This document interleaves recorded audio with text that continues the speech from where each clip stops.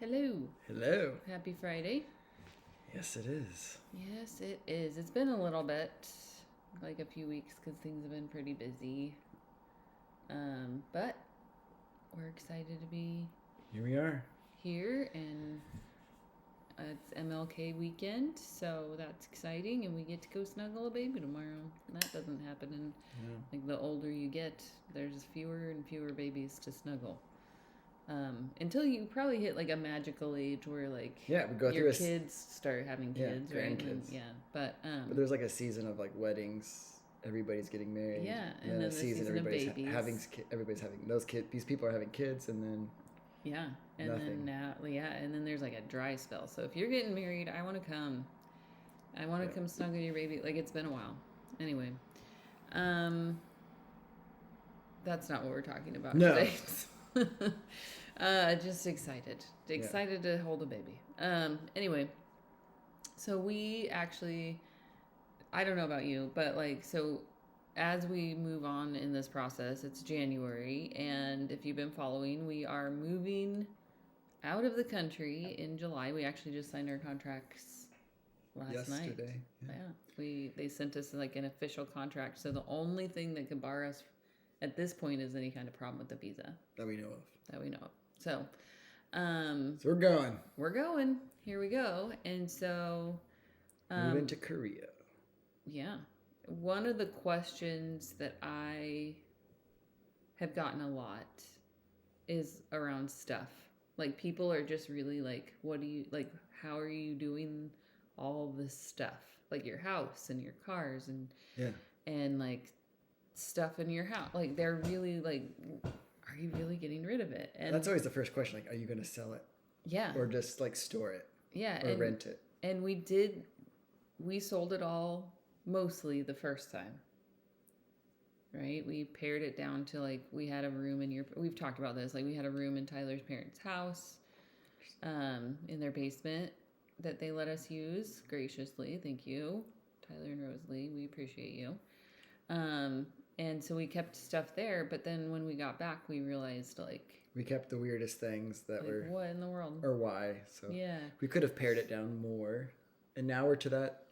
We've been basically nesting for 7-8 years here. Yeah, 8 years in Oregon. 9. This will be 9 years. It's a long time. 9 years in the same place, and so kind of like the fishbowl thing where you grow into your surroundings, and we've grown. We've got stuff, and so now, like 6 months out? Yeah, we got stuff. Yeah, something like that. Yeah, maybe less. 6 months, less, just under 6 months out. Anyway, we got to start whittling away what's a keeper, what's not, and we're both on the same page, which helps. And part of that is just let it go. Let it go. Yeah, we don't need it. I think this if we do, time, we can... so like last time I remember it being pretty challenging, but this time, yeah, like I feel like I'm carrying with us that remembering what it was like to come back and be like, ugh, because the other part is that like it's kind of fun to get different stuff. Shopping is fun, or thrifting, or I love thrifting, or and there's so many cool recreating things your there. style, or depending on like the house you move into. Yeah, and like fads and style changes. So I mean, not probably in 2 years, but maybe enough. Longer. I mean, but from 9 years ago to 2 years from now. I mean, there's stuff in our house that's older. That we had in our old house. Yeah, 20 years ago. Not a lot of it. No. More like clothing items that I can still think that I had before we moved to Germany. And like, I guess family heirlooms or knickknacks. Well, yeah, those things will always be around. And there's even some of that, like there was the piece that that I had gotten from your grandmother that we gave to other family members because it was like to your brother, because it was like, we should keep it in the family, but it's not necessarily something that we're not going to sell moving forward. Yeah, like still paring it down, but then this time it's like, because we held on to those kind of things, you want to like, give it to somebody who's going to appreciate it in the same way, I guess. Yeah. So. Or has a use for it. So. And will appreciate it. Yeah. So that's kind of like figured we'd kind of talk a little bit about that today and like the process because it's a slow, like we can't sell everything all at once. No. So what is the, like, as you know, for you, what does that process look like? So like, I don't know. 2015 is when we sold everything the first time. So, and we moved to Germany. Mm-hmm. For me, we use Craigslist a ton, and now Craigslist is not really, I mean, it still exists, but we don't use it. So it's more of Facebook Marketplace and word of mouth. But what's the process? The first thing, yeah. What are the first things you're getting rid of versus like first thing, at the end? I mean, I think in a way we started to think about this happening before it actually happened. And I remember like we spent like each month looking at like a room per month and kind of being like, especially kid stuff. I think we started with kid stuff. Our kids are we had like old a whole and they had toys. No, stuff. I'm talking about now. Like they still had toys. Oh, and so we got like there were some and like kid books, like that was books that would be appropriate for yeah. my classroom. So 4th and 5th graders, and our kids are, graduating high school and college, so we don't need, Pugs and Kisses and Diary of a Wimpy Kid in our house anymore. So it was getting rid of some of those things in the kids' living room upstairs, and then like some of the games and stuff like that. COVID stuff that we got a lot of just to pass time. For and sure. Then we went knickknacks, like things on shelves that like just are hard to dust around. I think we started with that, like stuff books, that, like knickknacks specifically. Like we have some. I'm looking at our shelves right now. Like we have some knickknacks. Yeah, ones that are memories. They're more meaningful. The ones that we got rid of were really the ones that like. It was like, oh, we bought it at Hobby Lobby. Or we got it at Goodwill, and it has like zero. It was just cute for the place, and it had zero meaning. It looked cool on the shelf. Yeah. So we got rid of that stuff, and then we started So I think it was shelves, like the built-ins, little shelves and things like that to start cleaning that off. Declutter. It was a lot of decluttering, and then from there I went to the garage, which is hard because I'm still trying to pare it away. So. It's letting camping and backpacking and just outdoor stuff. That was a lot of the stuff we still had from before, too. Yeah, we kept it. And we still used it. Because it's quality, so it lasts. Bought nice stuff. And so it's letting some of that outdoor stuff kind of go because we won't be around over the summer to use it. Right. Some of it would be worth keeping, but it's also like technology has changed. Unless we sell our house too early and then we have to might camp. be living in it. But that won't happen. No. But I mean, it's good stuff, so it would be still useful and usable when we got back. But I know things have gotten lighter and better. There's so many cooler things, Yeah, so might as well let it go. And we're gonna be like in our late 40s when we get back, and mid 40s, I guess. We won't be late 40s unless we stay. Who knows? Yeah. But so we started with that. So we might need like different kinds of gear for our old bodies. Maybe. Like more padding and lighter things and like a cot, maybe. Yeah. We let go of some of our winter sports, the snowshoes, and which is kind of sad because like some winter like outerwear. Yeah. Because we love jackets. I am that's actually like and shoes, and so we've put a lot of shoes and jackets for sale. Starting to pare that stuff down that we know. It's the right, so even though it's hard, it's like the right season right now. Like if we try to sell that in July, it's just not going to sell. So it's like patio furniture. We're going to wait till closer to spring. Yeah. So then as we get to the bigger things, so actually one of the nice parts is that some of the bigger things, like our household bigger things, like we have this couch that Tyler insisted on buying when we moved in. It's great though. It's a beautiful couch, but it is massive. It's right behind us. It's a snuggler. It's got a snuggler on it. So it's the kind when you sit on, your legs will no way touch the ground. So you feel like a little kid when you sit in. Yes, if you slide back, your feet dangle. But so the nice part with stuff like that is that our oldest son is getting his very first apartment.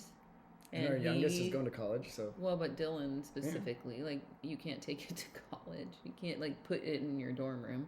But you can put it in your apartment. Yeah. So Dylan gets to inherit a lot of stuff. A lot of household items. Yeah. That we then don't have to worry about selling, and we can or just donating, because we donate a lot too. Mm-hmm. So big things though, like the bedroom set, the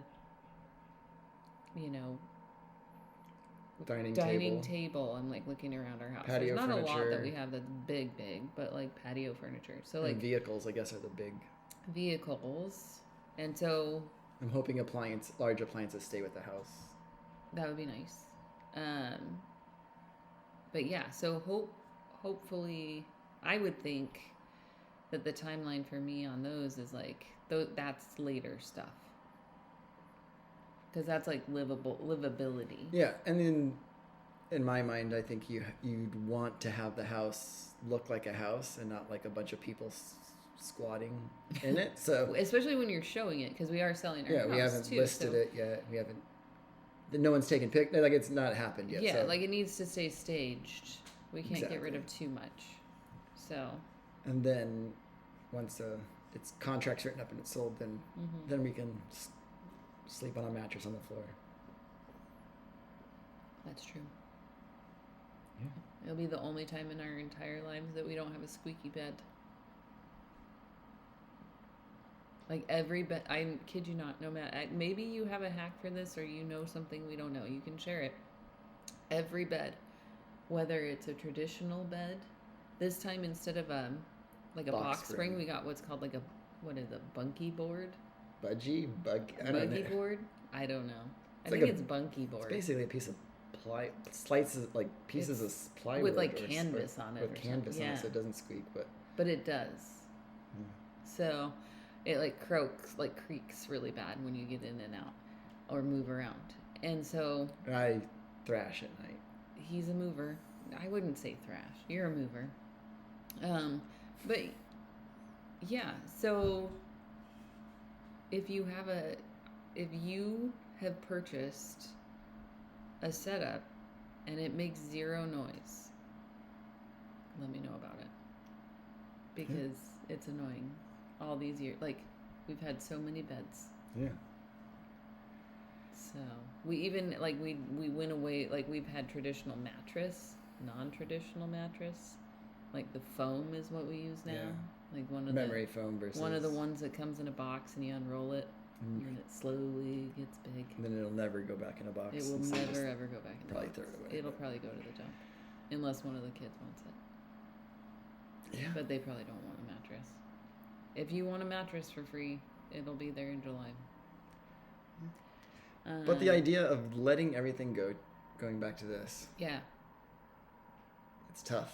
It's like there's things that you're like, well, why give it away or sell it when I'm going to have to rebuy it again in 2 years. And so then you get to this like, well, just store it away, which is hard. And I still think about that for like a lot of things.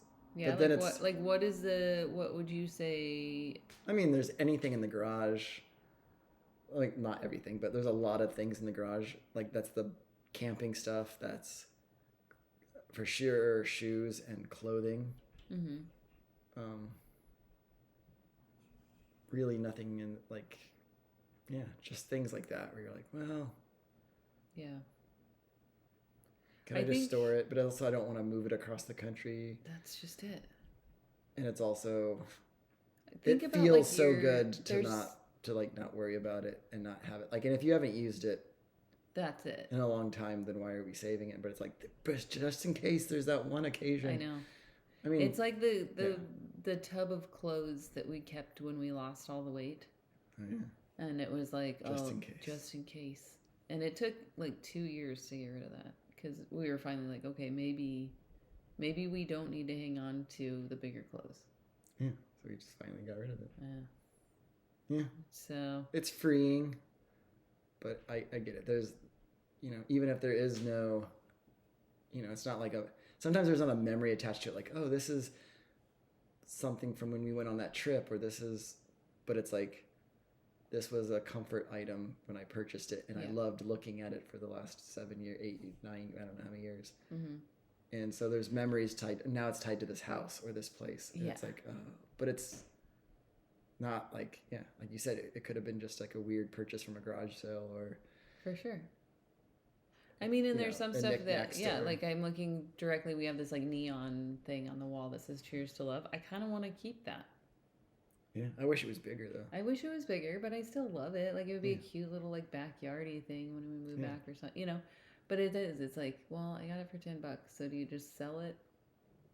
And some things like, is it worth $10 to sell it and hassle with people's time and your time to like set up an arrangement? Sometimes it's like, if when it's like a $3 item or it's like just come on, donate it. Yeah.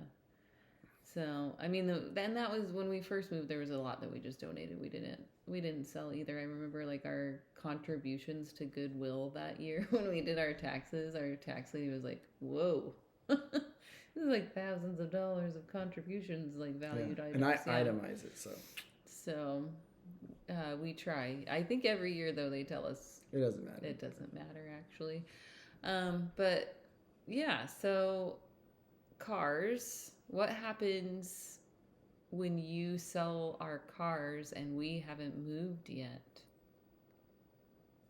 I mean, for us, I commute. Dun, dun, dun. I commute, so I have to have a car. You don't, so we could possibly figure that out where you could walk to work or ride my bike. Ride your bike. Unless if we have sell bikes. But we also have 2 kids who drive. I can get a ride with Evan. And so maybe Evan would drive you on the days that he can. He goes to school right next door to me. So. When the weather gets nicer in the spring. I might want to walk. Yeah. And then it's hard because you want to line up the sale of the car and the house and the move all at the same time. I know last time we had some friends that had a extra car. They had like a third car just kept in case people needed a car. So they let us borrow that for like 2 weeks. So we were able to borrow a car, which was super cool. Yeah. Shout out to the Davidsons. Yeah. Thank you guys. Still think about that. I know. So that was nice. But something like that would be perfect. Because sometimes you have no control over when something will go or not go. And so sometimes it's just... And you don't want to be in a You don't want to put the buyer out either because, some certain things are not cheap. And you're like, if they have the money and they're willing, we'll figure it out. Yeah, that's true. But, so hopefully we pray about it and things will go when they need to go. Mm-hmm. We'll make it work. We're flexible. Mm-hmm. But I think that, it's just... It's no Marie Kondo-ness. It's no, it's just kind of let it go. Yeah. It's stuff. Yeah, it's things. And we've kind of talked about, when we move, we want the smallest possible container or U-Haul. Yeah. We'll probably like a save minivan. Some things. Yeah, we're not getting rid of everything, Mom. But... The idea is to make it very small. Yeah, it could fit in the back of a van. Yep. So, and then what we take with us will have to fit in a couple suitcases. Yep. Unless we buy extra carry-on. We'll see if we need it. Yeah. But we're going to a place with amazing fashion and amazing food and... I think about all of the wasted... We'll have access to whatever I think about all the wasted space I had when we moved to Germany that I didn't need, that I brought because I thought I would need it, and then you're like, no, you didn't. Yeah. We also brought a lot of things because of our kids. That's true. That they really wanted. Like Lego sets and stuff. Legos and... That's true. We made a lot of room in our luggage for that. So we might be okay with just... The Wii and clothes. Skylanders. Skylanders. That was a big thing. I mean, just all the gaming stuff. Yeah. Yeah. We don't do that. We don't. I think we ended up paying in shipping what it cost anyway to just buy a new one. Some things, yeah. Like we shipped our hiking boots out, and then we lost them. And then I shipped them. Then I just ended up shipping them home, and they never made it. We tried to. If you end up with hiking boots from Germany, you're welcome, because they were ours. There was other things in there too, but that was like the one package that we lost. So, yeah. Anyway, that's hopefully answers some of your questions, because like I said, that's been like the one thing is like everybody keeps asking, like, are you really selling everything? Yeah. Yep. Or getting rid of, not selling, I guess, getting rid of everything. Yeah. Yes. So it's a process mentally, it's a process physically. It comes and goes in waves where you're like, I'm not going to sell this. And then you change your mind and you do it. So yep. Don't beat yourself up if you're trying to declutter or be more minimalist. Mm-hmm. Maybe. Or just let things go. Even if you're not moving, if there's stuff that you're thinking about getting rid of, I would say like put it in a box out of sight for a little bit and then come back to it and see if you're still emotionally attached. Since we don't have a basement, we just put some stuff in the crawl space, and it's a pain to get down there. And so if I'm not using it or need it, then... Yeah, like a lot of times we keep like summer clothes in there during the winter or vice versa. And then switch it out, yeah. And then switch it out, and then we'll pull out the tub of summer clothes, and I'm like, I don't want that. So, there's little things like that do help with the decluttering. But anyway, we will let you guys go. We are a little bit over time. So thank you for listening to us on this Friday. Well, it's a Friday for us, but probably not Friday while you listen, because I'm not going to post it till tomorrow. So thank you if you're spending your weekend with us, and have a awesome first of the year. As we go into the next month of the year, February. I was going to say have an awesome MLK Day and weekend. Yeah, that is this weekend. Yep, if you're having that long weekend, that's nice. So, yeah. All right, we'll see you soon.